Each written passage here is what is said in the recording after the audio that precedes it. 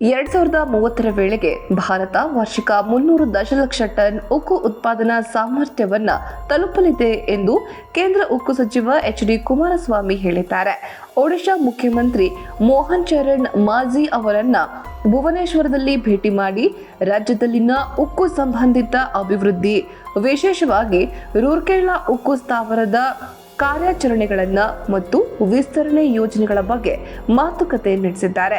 ಸಭೆಯಲ್ಲಿ ಕೇಂದ್ರ ಬುಡಕಟ್ಟು ವ್ಯವಹಾರಗಳ ಸಚಿವ ಜುಯಲ್ ಓರಂ ಕೂಡ ಭಾಗವಹಿಸಿದ್ದರು.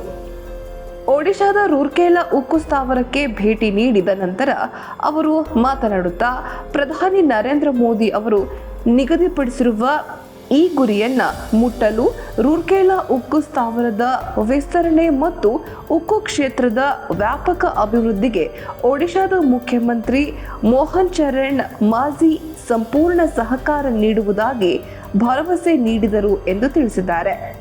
ಒಟ್ಟು 18,513 ಕೋಟಿ ರೂಪಾಯಿಗಳ ಮೊತ್ತದ ಬೃಹತ್ ಯೋಜನೆಗಳು ಕಾರ್ಯಗತವಾಗುತ್ತಿದ್ದು, ಉಕ್ಕು ಕ್ಷೇತ್ರದಲ್ಲಿ ರೂರ್ಕೆಲಾ ಸ್ಥಾವರ ಪ್ರಮುಖ ಪಾಲುದಾರಿಕೆಯನ್ನ ಹೊರಹೊಮ್ಮಲಿದೆ ಎಂದು ಮಾಹಿತಿ ನೀಡಿದ್ದಾರೆ.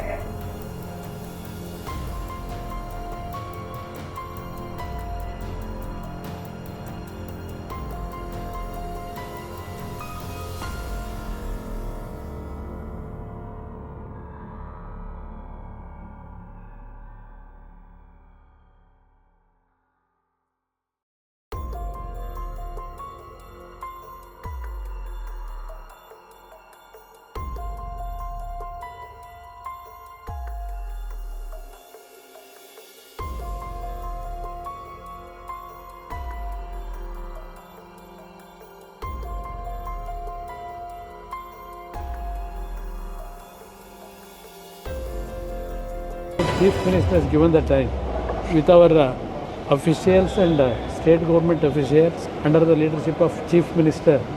We have a lengthy discussion to sort out several issues, particularly the expansion of Rourkela steel plant for 9.5 million ton. Then Chief Minister today responded very well. I am very grateful to him. Future, the Honorable Prime Minister's what vision is there about the production of steel production. In that actually we are